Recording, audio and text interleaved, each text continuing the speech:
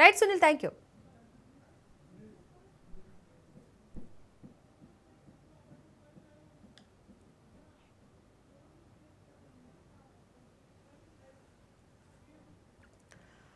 Right, ఇక Jubilee Hills PS కు మాజీ మంత్రి హరీష్ రావు చేరుకున్నారు. హైదరాబాద్ సిపి సజ్జనార్ నేతృత్వంలో హరీష్ రావును సిట్ ప్రశ్నించనుంది.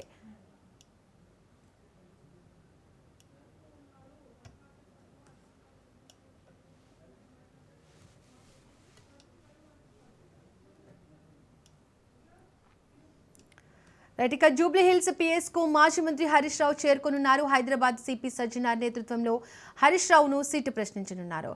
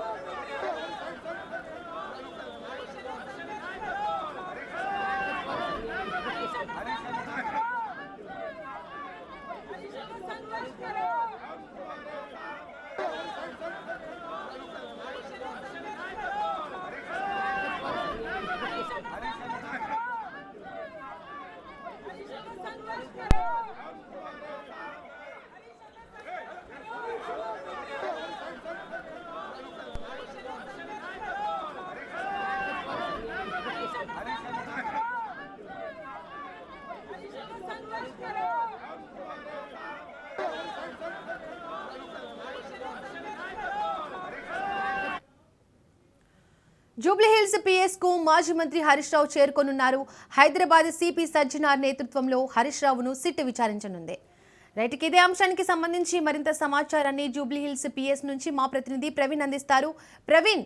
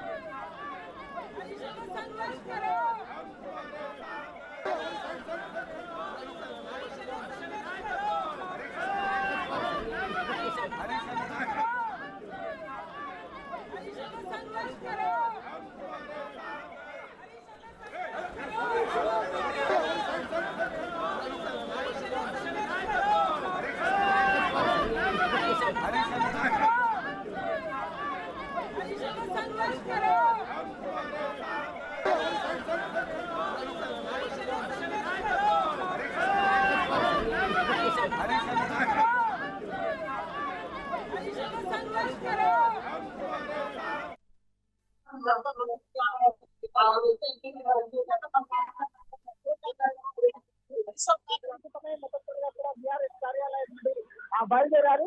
అయితే ఆ జూబ్లీ పోలీస్ స్టేషన్ కు చేరుకుంటున్న భారీ బందోబస్తు కూడా ఏర్పాటు చేశారు. చుట్టూ మొత్తం కూడా 3 గంటల మంది పోలీసులతో భారీ బందోబస్తు చేశారు. ఎలాంటి అవాంఛనీయ సంఘటనలు జరగకుండా మొత్తంలో కూడా భారీ బందోబస్తు ఏర్పాటు చేశారు. ఈ కేసులో భాగంగానే టీఆర్ఎస్ లేదా మాజీ మంత్రి హరీష్ రావుకు నోటీసులు జారీ కావడం రాజకీయ వర్గాల్లో కూడా చర్చకు దారితీస్తుంది. అదేవిధంగా ఫోన్ ట్యాపింగ్ కేసు నేపథ్యంలో గత బీఆర్ఎస్ ప్రభుత్వం హయాం లోపల ప్రతిపక్ష నేతలు, రాజకీయ నాయకులు, వ్యాపారవేత్తలు, మీడియా ప్రతినిధుల ఫోన్ను అక్రమంగా ట్యాప్ చేయించాలని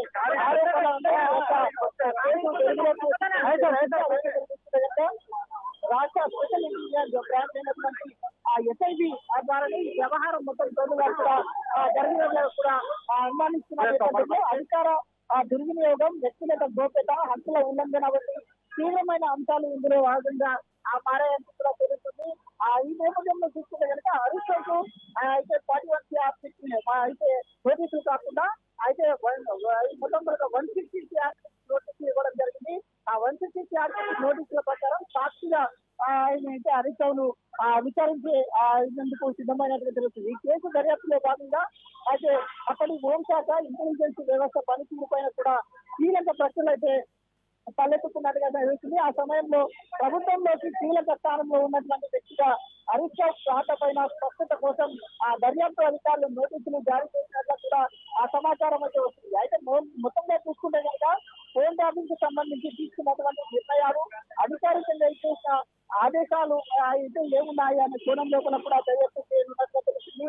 సంబంధిత అధికారులతో జరిగిన సమావేశాలు, సమాచార మార్పిడి, ఇంటెలిజెన్స్ కార్యకలాపాలపైన ఉన్నటువంటి అవగాహన వంటి ఆ అంశాలపైన కూడా మొత్తంగా చూసుకుంటే కనుక వీటిపైన వివరణ కోరినట్లు తెలుస్తుంది. అదేవిధంగా రాజకీయంగా పెరుగుతున్నటువంటి ఆ యొక్క మొత్తం తీవ్ర దుమారణ మొత్తంగా కూడా మరింత వాతావరణం కూడా వేరే అవకాశం కనిపిస్తుంది. కాంగ్రెస్ పార్టీ వ్యవహారాన్ని ప్రజాస్వామ్యంపై దాడిగా అభివర్ణిస్తూ పూర్తి స్థాయిలో వివరణ జరగాలని డిమాండ్ కూడా చేస్తున్నారు. అయితే మరోవైపు బీఆర్ఎస్ నేతలు మాత్రం ఇది రాజకీయ కక్ష సాధింపులో భాగమని అంటూ కూడా చెప్తున్నటువంటి పరిస్థితులను మనం చూస్తూ ఉన్నాం. దర్యాప్తులో మొత్తంగా చూసుకుంటే కనుక కూడా అయితే దర్యాప్తులో చూసుకుంటే కనుక మొత్తంగా చూసుకుంటే దీనిపైన ఈ కేసును తెలంగాణ రాజకీయాల్లో ఎలాంటి ప్రభావం చూపుతుంది అంటూ కూడా తెలుస్తుంది. ఫోన్ ట్యాపింగ్ వ్యవహారం పైన దర్యాప్తు వేగం పెరిగిన నేపథ్యంలో రానున్న రోజుల్లో మరిన్ని కీలక పరిణామాలు చేసుకునే అవకాశం ఉన్నట్టుగా కూడా తెలుస్తుంది. అదేవిధంగా చూసుకుంటే కనుక ఈ కేసులో ఇప్పటికే ఇన్వాల్వ్ అయి ఉన్నటువంటి అయితే మెయిన్ గా చూసుకుంటే కనుక ప్రభాకర్ రావుని ఇప్పటికే 11 సార్లు విచారణకు పిలిచారు. 11 సార్లు విచారణ చేసిన తర్వాత రీసెంట్ గా మొత్తంగా చూస్తే 14 రోజుల కస్టోడియల్ విచారణ కూడా చేశారు. హరీష్ రావు వ్యక్తిగతమైన ఫోన్ కూడా ట్యాప్ జరుగుతుందంటూ కూడా వచ్చిన ఆరోపణల నేపథ్యంలో దాన్ని కూడా ప్రశ్నించే అవకాశం ఉందని కూడా చెప్పడం జరిగింది. అదేవిధంగా చూసుకుంటే కనుక ప్రభాకర్ రావు, భుజంగరావు, కమిషనర్ స్టేట్మెంట్ల పైన కూడా విచారణ జరిగే అవకాశం ఉన్నట్టుగా కూడా తెలుస్తుంది. స్టేట్మెంట్ల ప్రకారంగా కూడా వలిచినటువంటి స్టేట్మెంట్లు దాన్ని బట్టి దానికి సంబంధించినటువంటి వ్యవహారం కూడా వివరణకు వచ్చే అవకాశం ఉంది. అదేవిధంగా చూసుకుంటే కనుక అయితే ఈ యొక్క విచారణ అనంతరం మొదటిగా కూడా ఈ యొక్క రూపంలో రికార్డ్ చేసిన తర్వాత ఒకసారి అధికారులకు దాని మొత్తం కూడా చదువుకున్న తర్వాత దానిపైన సంతకం చేయాల్సింది కూడా ఉంటుంది. అదేవిధంగా నవీన్ రావుని కూడా మొత్తంగా ఎమ్మెల్సీ నవీన్ రావుని కూడా కొన్ని గంటల పాటు కూడా గతంలో కూడా విచారించిన నేపథ్యంలో మొత్తం కనుక ఆ యొక్క 5 మంది శిక్షాధికారులు హరీష్ రావును ప్రశ్నించే అవకాశం ఉన్నదిగా కూడా తెలుస్తుంది. ఏర్పాటు చేశారు. ఏర్పాటు చేసి ఈ రోజు 5 మంది శిక్షాధికారులు డిఎస్పీ చేరుకున్నారు. వారు మొత్తం 5 మంది ప్రశ్నిస్తారు. డిఎస్పీ స్థాయి అధికారి వెంకటగిరి నేతృత్వంలో విచారణ కొనసాగే అవకాశం ఉన్నట్టుగా కూడా తెలుస్తుంది.